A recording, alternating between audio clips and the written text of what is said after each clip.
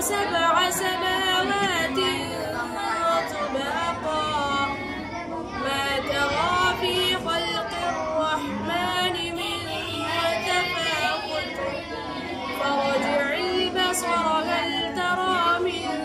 فطور ثم ارجع البصر كرتين ينقلب إليك البصر خاسئا وهو حسير ولقد زينا السماء الدنيا